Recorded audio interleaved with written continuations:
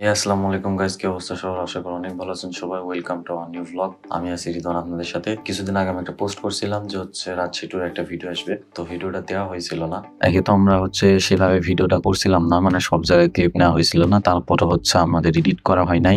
এই কারণে আমরা ভিডিও দিতে পারছিলাম না। আগেই বলে দিই যে আমাদের ভিডিওর ভিতরে আমরা রাজশাহীতে কোথায় কোথায় ঘুরছি সব জায়গায় ভিডিও করা হয় নাই। আর আমরা তেমন একটা ডিসিশন নিয়েও রাজশাহীতে আসি নাই। আমরা একটা জাস্ট হুটহাট করে ডিসিশন নিয়ে রাজশাহীতে চলে আসছি। তো এই হচ্ছে ব্যাপার। তো যাই হোক, ওগুলা বাদ দেন, আমরা ভিডিওর ভিতরে ফিরে আসি। তো দেখতে পাচ্ছেন আমরা অলরেডি ট্রেন স্টেশনে পৌঁছাই গেছি। এটা হচ্ছে রাজশাহী ট্রেন স্টেশন। আমরা একদম কুষ্টিয়া কোর্ট স্টেশন থেকে উঠছিলাম, আর এখান থেকে ট্রেনের টিকিট কেটে উঠছিলাম। আর তারপর আমরা এখান থেকে যেখানে যাবো সেই পর্যন্ত একটা রিক্সা নিয়ে নিছি। তো আমরা রাতে আর ঘোরাঘুরি করব না, আমরা এখান থেকে ওইখানে যাই আপনাদের একদম সকালের থেকে ভিডিও শুরু করব। তো দেখা হচ্ছে সকালে। এই কি অবস্থা সবার? শুভ সকাল রাজশাহীতে। একটা কথা বলাই হয়নি যে আমার সাথে কে কে আছে। আমার সাথে আছে রিফাত, এদিকে আছে জিম আর নাহিন। গরমে সবার অবস্থা খারাপ, দেখতে পাচ্ছেন বাইরে কি পরিমাণ রোদ পড়ছে, আর সামনে কাপল হাঁটতে হাঁটতে যাতেছে, যে কিছু করার নেই। তো আমরা এখন যাব কোথায় যাব? আসলে কোথায় যাচ্ছিলাম আমি নিজেও জানি না, কারণ আমি রাজশাহী শহর চিনি না। আর আমরা যাচ্ছিলাম দুইজনকে রিসিভ করতে, আর ওদের সাথে তারপরে ঘুরতে বেরোবো। তো আমরা যাচ্ছি মহিলা কলেজের সামনে। মহিলা কলেজের সামনে থেকে আমরা রাফিদ ভাই আর ইউসাকে রিসিভ করলাম। এখান থেকে আমরা সবাই একসাথে যাচ্ছি পদ্মার পাড়। আর পদ্মার পাড় জায়গাটা কোথায় আমি নিজেও জানি না, ওরা চিনে, ওরা আমাকে নিয়ে যাচ্ছে আর কি। আমি তো প্রথমে বললাম যে আমি রাজশাহী শহরে কিছু চিনি না। তো গাইস, চলে আসছি পদ্মার পাড়ে। এটা হচ্ছে সেই পদ্মার পাড় রাজশাহী। আর এটার অনেক জায়গা আছে, হ্যাঁ। তো এটা হচ্ছে কোন সাইড আমি জানি না। এটা হচ্ছে মূলত আপনার পদ্মা নদীর ধারে একটা জায়গা, পার্ক টাইপের মতন করছে দেখলাম। এখানে দোকান টোকান আছে এরকম। তো পদ্মার পাড় দেখা শেষ, এখন আমরা চলে যাচ্ছি রুমের দিকে, কারণ আজকে শুক্রবার, জুম্মার নামাজ আদায় করতে হবে। এই জন্য সবাই একসাথে বেরোলাম। আর ওই দিক থেকে রাফিদ ভাই চলে গেছে, আর এখানে ইউসা আছে, ইউসার সামনে নেমে যাবে। আমরা এরপর আর কোনো ভিডিও করিনি।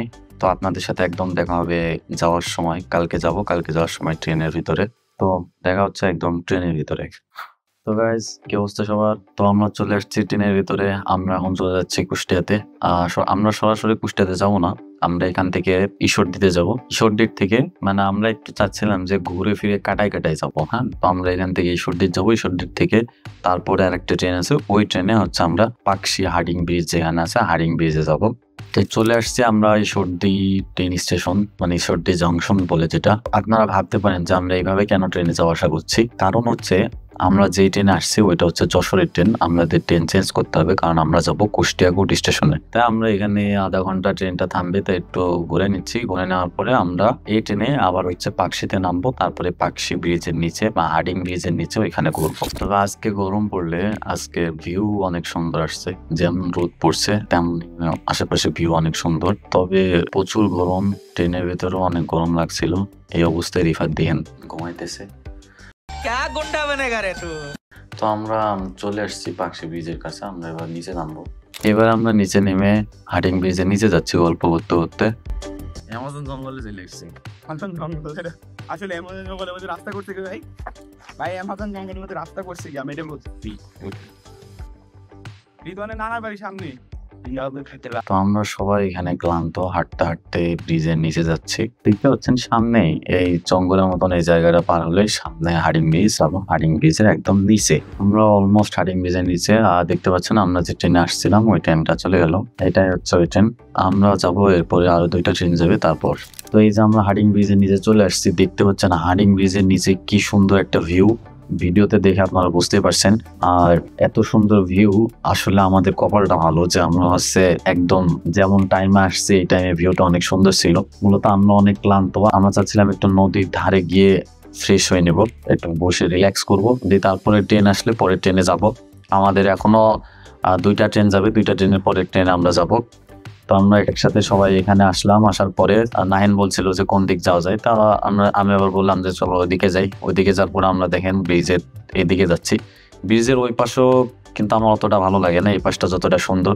আমার ব্রিজের এই পাশটা বেশি ভালো লাগে, এখানে অনেক মানুষজন থাকে আর এখানে দোকানপাট অনেক। আর তারপরও মনে করেন এই পাশের জায়গাটা দেখতে একটু বেশি সুন্দর, আর ওই পাশের থেকে এই পাশের ভিউটা সুন্দর। তো আমরা এদিকটা ঘুরে টুরে আমরা ট্রেন স্টেশনে চলে যাব। ক্যামেরা মুখের উপর দেখতে হবে